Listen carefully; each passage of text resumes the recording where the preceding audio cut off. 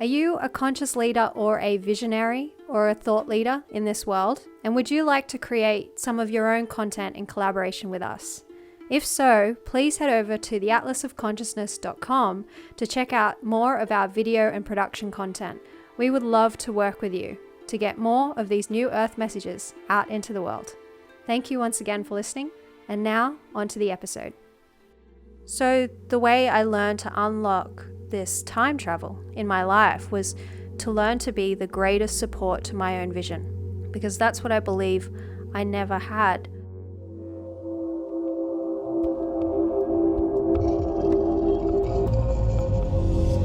This is the Atlas Emotion Series, where we share edge of the earth ideas for a new world.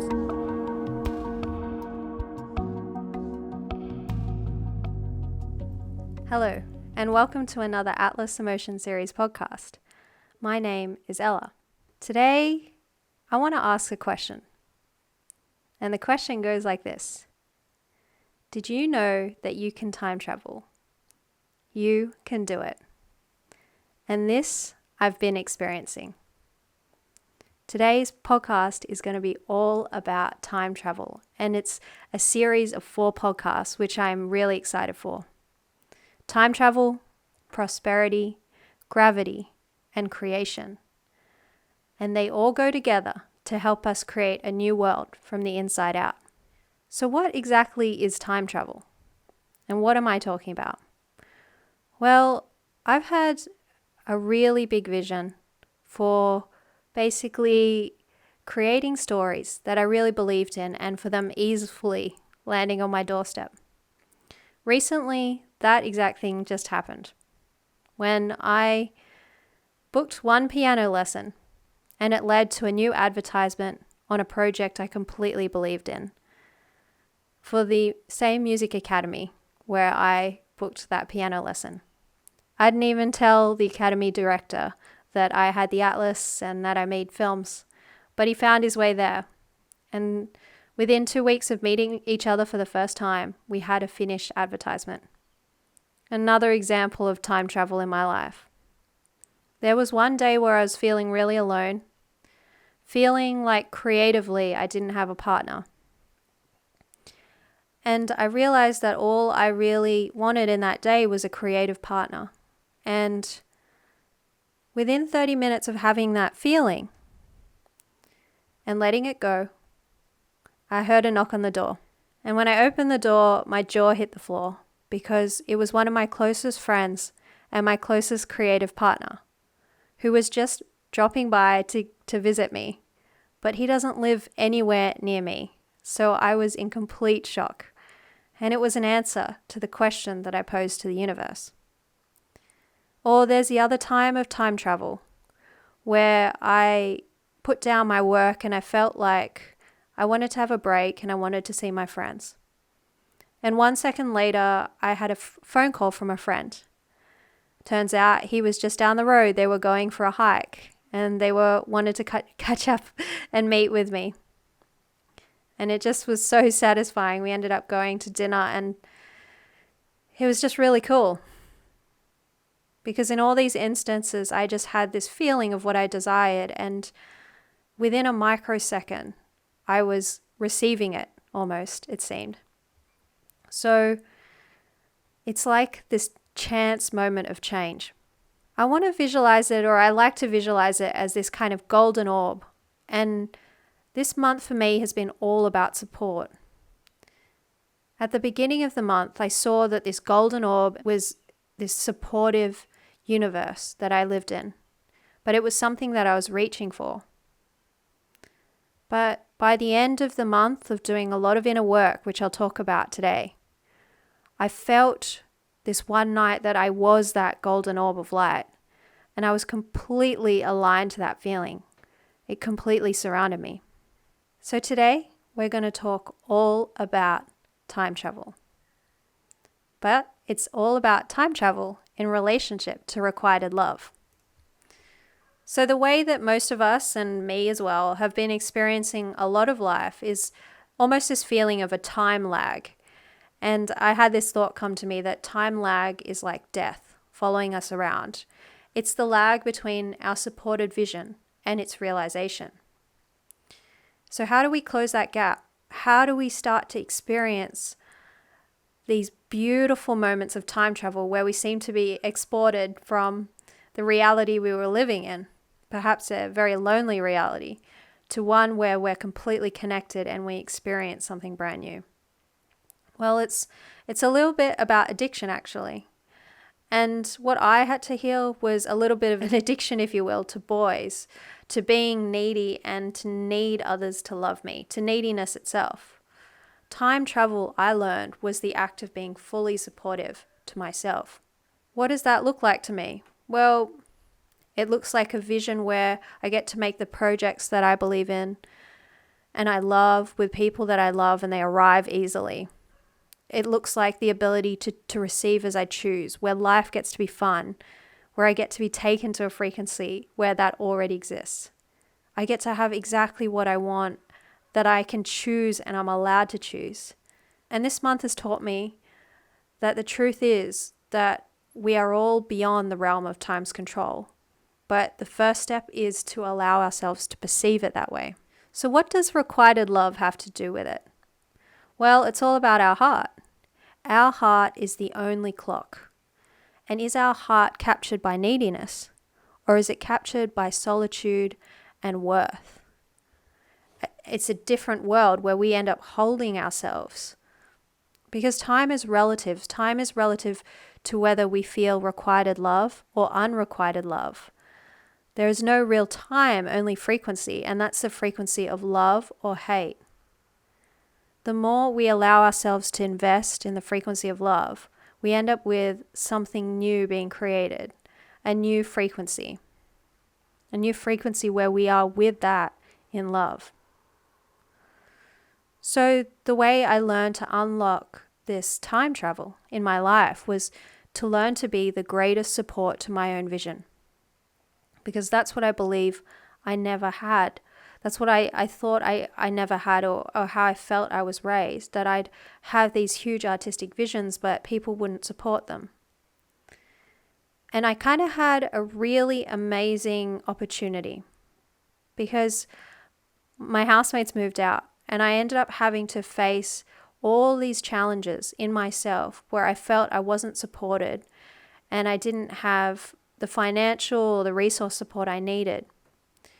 But instead of moving toward feeling that and constantly feeling that, even though sometimes I would be waking up in the middle of the night, I started doing these guided meditations on support every time I felt that feeling. And suddenly this vision and the feeling and the practice of these guided meditations led to that bodily experience of support. You know, every time I would feel very lonely or like I didn't have anyone with me, I would look up a guided meditation on loneliness or a guided meditation on support. And by the end, I would be feeling that. And that's how one of my friends basically arrived. I did that guided meditation for support, and then he arrived on my doorstep. So this is a journey for all of us beyond addiction and into worthiness.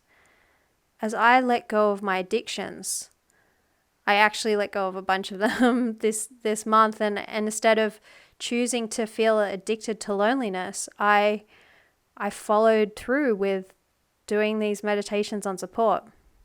And I found that I wasn't waiting anymore. I wasn't waiting for my purpose. I wasn't waiting for someone to arrive because I was always arriving there with myself. I discovered that outside world was traveling with me.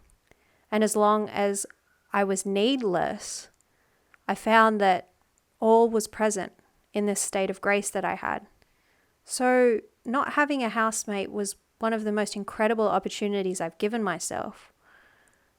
Instead of receiving and retrieving support from someone else, I had the opportunity to heal the patterns of abuse, which was so strong, which made me feel like I was chronically trodden on and that abuse was the only real reality that was available.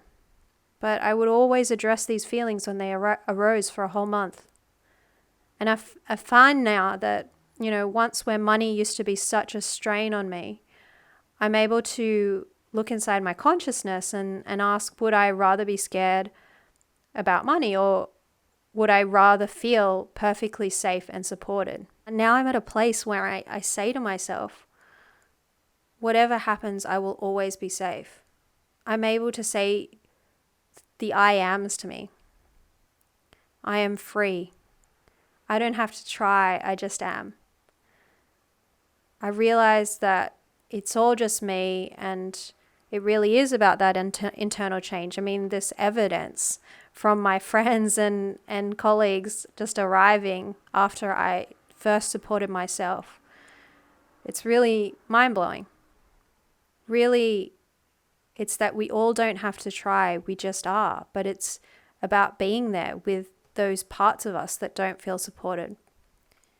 I think the thing is that what I've experienced, and a lot of us experience, is that when we're in this poverty feeling, we believe that's just the way it's meant to be, and that's just the way it is, that we're stuck in these endless cycles of old patterns of business and not getting to choose who we really are. But I've really seen that the more that we are with ourselves, we do really get to choose what lights us up, what we really want to see. We do really come to understand that life is about creation. It's about creating. And so for every new feeling that arrives that says, I'm not supported, I don't get to travel to the reality I most prefer, it's just stopping and being there to be very, very supportive with that feeling. So in the spirit of time travel, I got really, really obsessed with the movie Time Traveler's Wife, which is all about a man who has this almost like a disease, they call it, where he time travels without the ability to control it, all across his timeline.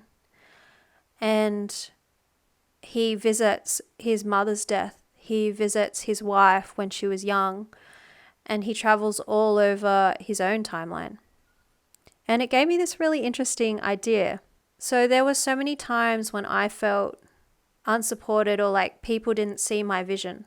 And I didn't even acknowledge or see my vision of a harmonious household, of a harmonious financial life, of getting to meet people easily and be supported easily.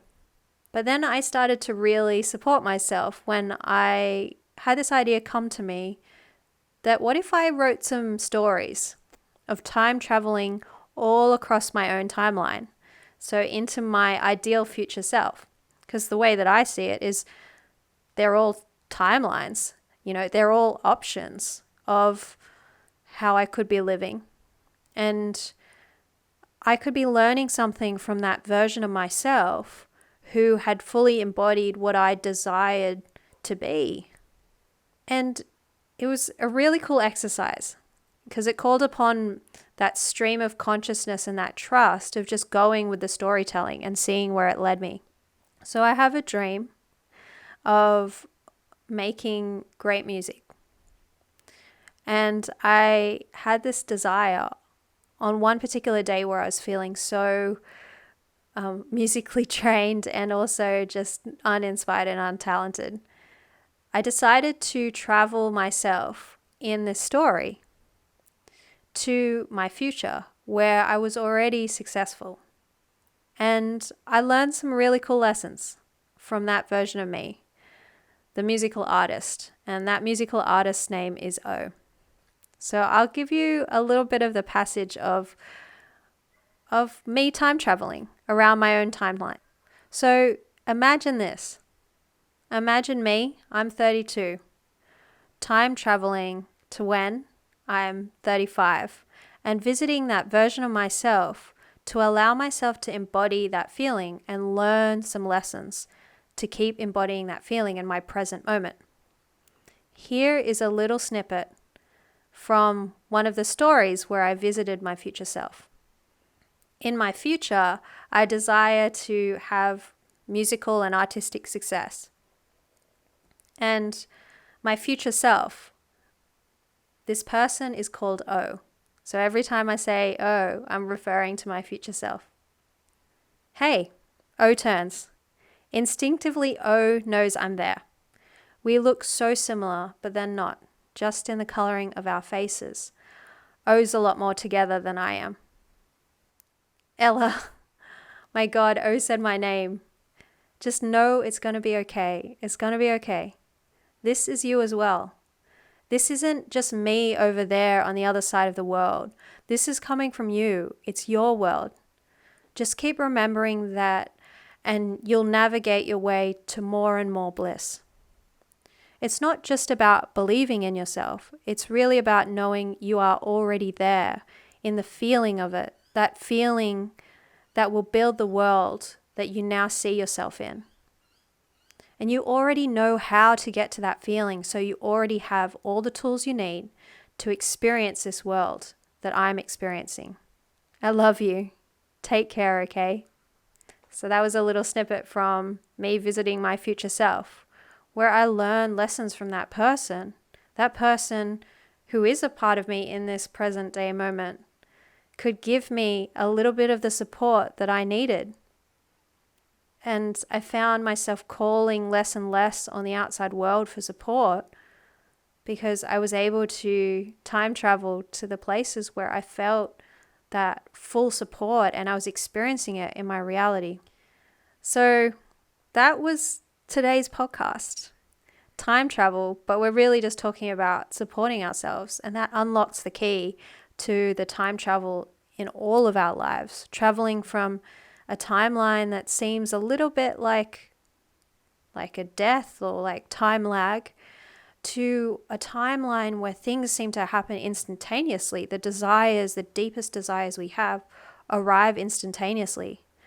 There's nothing stopping any of us from having those things arrive instantaneously, but for the amount that we support ourselves and we choose our own visions for what we really want in our lives. One morning, I woke up, and this is a really cool phrase to help us focus on that support, on that self-support, or on that vision of something new and fresh that's on the other side of all of this feeling that, we don't get our truest vision. And my guide said this: try not to think of what has been, but what gives us purpose and moves us forward in our consciousness evolution. The more that you support yourself and get to experience the joy and fun of time travel, the more you are opening a space for other people that perhaps they never even fathomed could be possible. So I'll leave you with that thought. And the next podcast, which goes right up with this one, is all about prosperity, where I talk about tuning into a planet that is a planet of prosperity and receiving that. Something beyond what we've been taught and known is possible for us. A planet where things happen easefully, gracefully, and prosperously. Thanks for joining me on this episode, and I can't wait to see you on the next one.